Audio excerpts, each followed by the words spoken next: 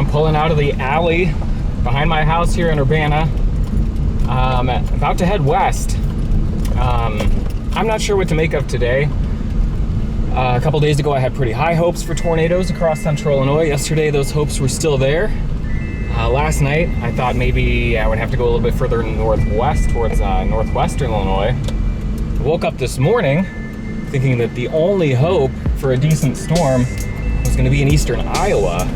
So I quickly went into never mind kind of mode. But then my original target, which was kind of on the prefrontal wave, there's kind of a lead wave that's decaying across Missouri and Iowa.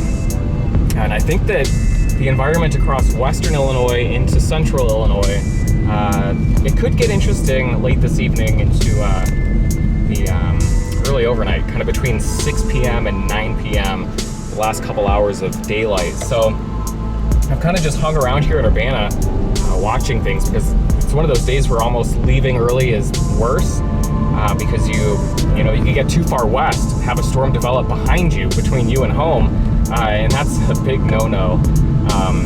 So it feels more like a day where I need to kind of take my time, drift that direction, and let things organize, let it become obvious where the storm of the day is going to develop, if there's going to be one, and make sure that I'm kind of in that vicinity, but not too far to the west.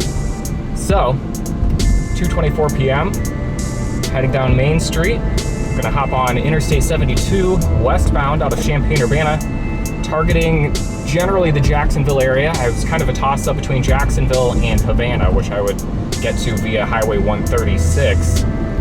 But Interstate 72 is going to be a little bit quicker route west, which maybe is a bad thing again. I'm trying not to rush, but it gives me a quick north.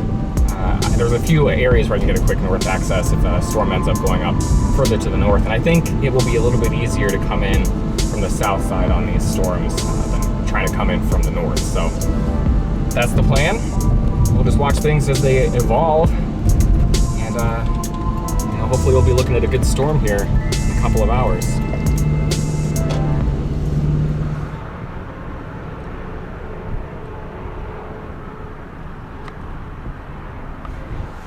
Sitting behind Colin here near Glenarm, which is just south of Springfield, the Interstate 55 and 72 junction. We got good surface flow, so that's kind of nice. Good southeasterly winds here, 10 to 20 knots. Temperature around 80, dew point 63. Got some cells going up off to our west. So we're sitting right about here, south of Springfield. And so we've got some convection starting to try and go up here to our west from around. Their mapping overlay for their visible satellite, when you click U.S. interstates, I-72 does not complete from Springfield to Quincy. That's annoying. So anyway, watching these storms here just to the west, from here north of Griggsville, Clarksville, probably not so interested in that, but it looks like the upper level wave is just now moving over the region, so the cold front's lit up with linear stuff. I'm not all that interested in it, but I'm kind of hoping once the upper level wave passes over this little kind of prefrontal trough, that one of these storms here will kind of take off and we can make our intercept down toward the west. So we'll see what happens here over the next 15 or 20 minutes. It's coming up on 5 p.m. and we are headed westbound. We've got developing storms, couple developing storms. One with the early look here. The storm's currently near Griggsville, north of Pittsfield. So I think we're going to try and make a play on those, intercepting near Jacksonville, Illinois, just about 40 miles off to our west. So you can see the tops of some convection way up here. Not sure if we can get that on the camera or not, but you can see the tops of the towers up there. Hopefully we have a good storm here in the next hour or so.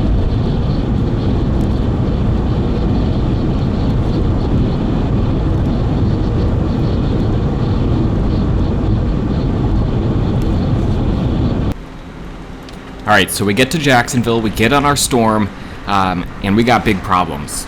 Look at that sky. Look at this flag coming up. Look at it blowing in the cold outflow winds.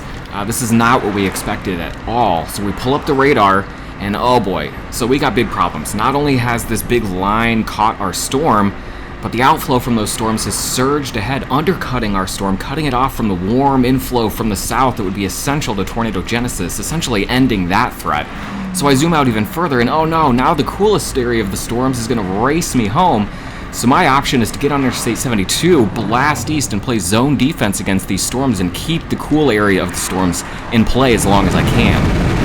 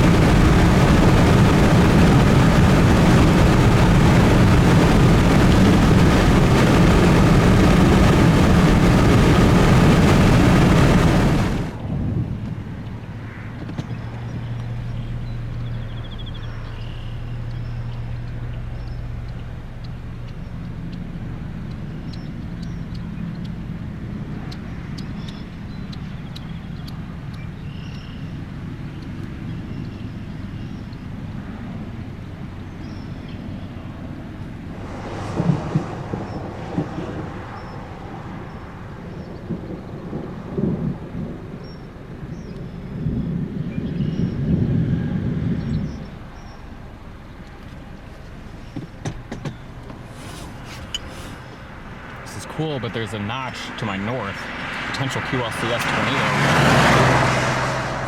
So I'm gonna keep moving. Okay, this is what I was talking about. We pull up the radar, I'm where the white X is, very boring part of the storm, but you look just off toward the north and we've got a little notch, a little kink in the line where we've got some rotation, and you can see that when you look at the velocity image as well. So I decide that's what I want to play with. I'm going to get ahead of that, just see what it looks like. We'll get back on Interstate 72. I can take that toward the south side of Springfield, catch Interstate 55 or one of the other highways on the east side of Springfield, and just get ahead of that, see if we can see something.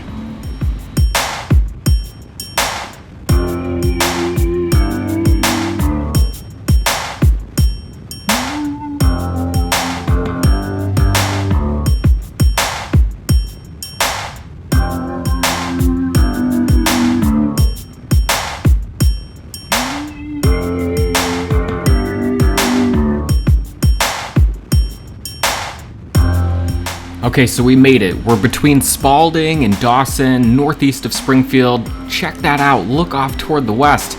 The storm is ingesting an outflow boundary that's coming out of the storms off toward the north.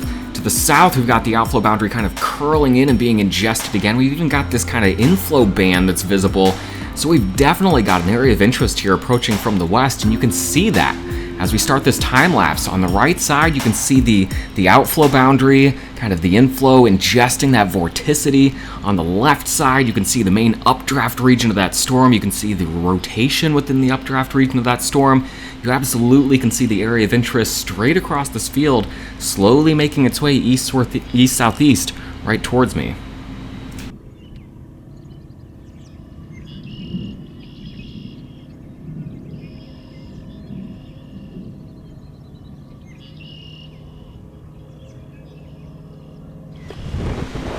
Okay, we're getting close to go time. We're looking south. You're staring at the surging outflow from the south end of the complex. I'm going to go ahead and overlay the outflow boundary once again, though. That's coming right overhead. So the area of interest is probably just off screen to the right now. I'm going to get back in the car and begin slowly making my way south here in just a moment.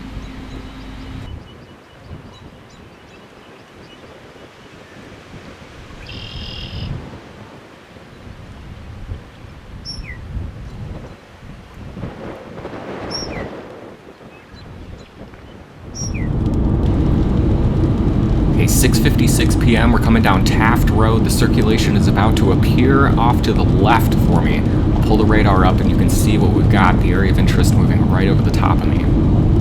Oh, circulation of some kind.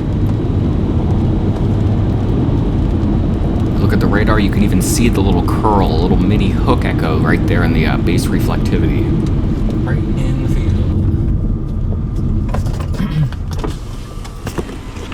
So there you go. Through the magic of an outflow boundary being ingested, ample low-level cape, vorticity stretching, we've got a tornado in progress at 6:56 p.m. just west of Dawson, Illinois. Panning the camera up here in just a moment, you can see the cinnamon swirl appearance to the clouds above the circulation. It's rotating right above me, QLCS tornado. Spinning up just east of Springfield.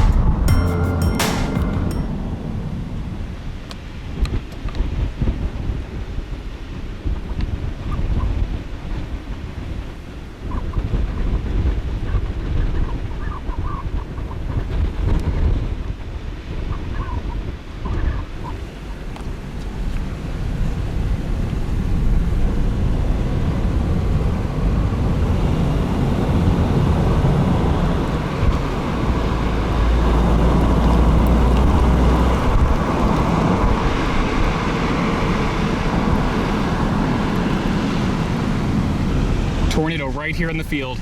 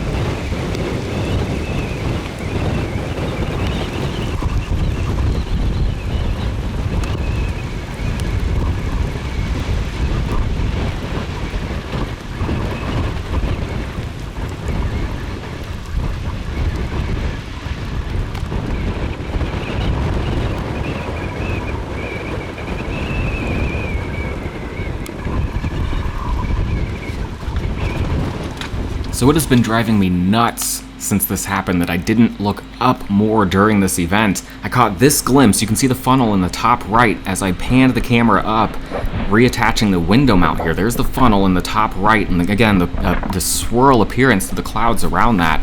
But I really wish I had spent more time looking up at the funnel cloud above this circulation, but there was a quick glance.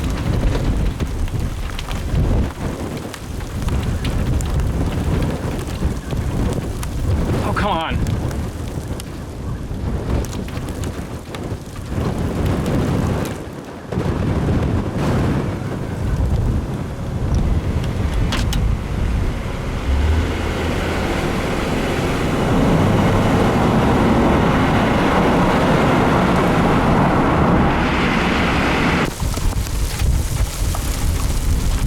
Now I'm about to get on the phone with the National Weather Service office in Lincoln.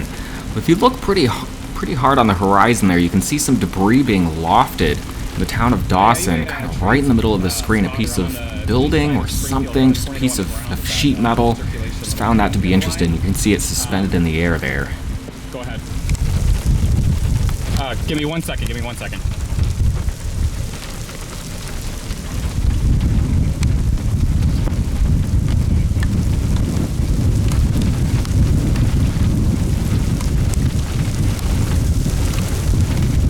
Apologize. Okay, the tornado it's in Dawson, Illinois.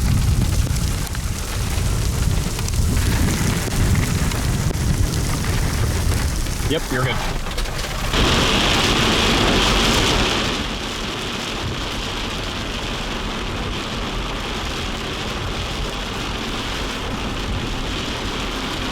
we're making our way through Buffalo, Illinois. This is looking rather uninteresting again. We've still got this area of interest, this kink in the bow, but we're going to continue making our way forward, making our way east. We're going to get back on Interstate 72, sort of heading back towards home, but also just continuing to stay ahead, or at least with the front of the line, just in case anything interesting happens again.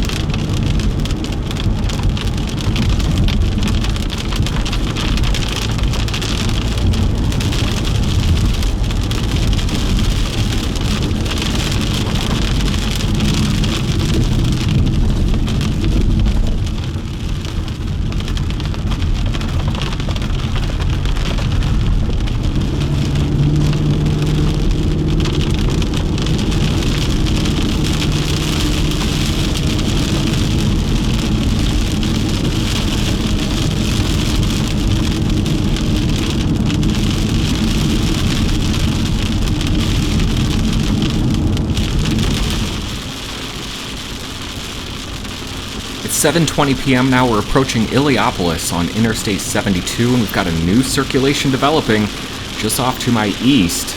We'll pull the radar up here. Our location is the X. We've still got that kink in the line. And once again, we can overlay those features. We see the outflow boundary still being ingested, and still see that flow coming around from the south, and we've even got those inflow bands visible again. And there's our circulation, again just off to the east-southeast.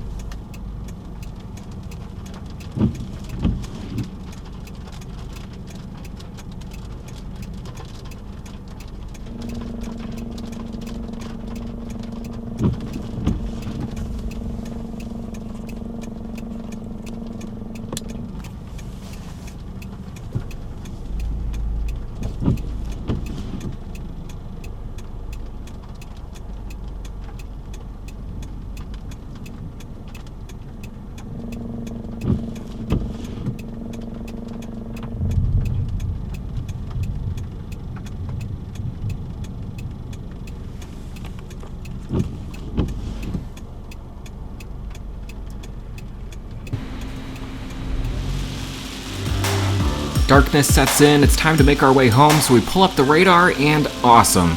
Our entire route home is right through that severe complex, heavy rain, blinding lightning, the joys of driving home. It truly is a Zen experience, so I'm going to leave you with that as I make my way back down Interstate 72 from Decatur all the way back to Champaign-Urbana. Until next time.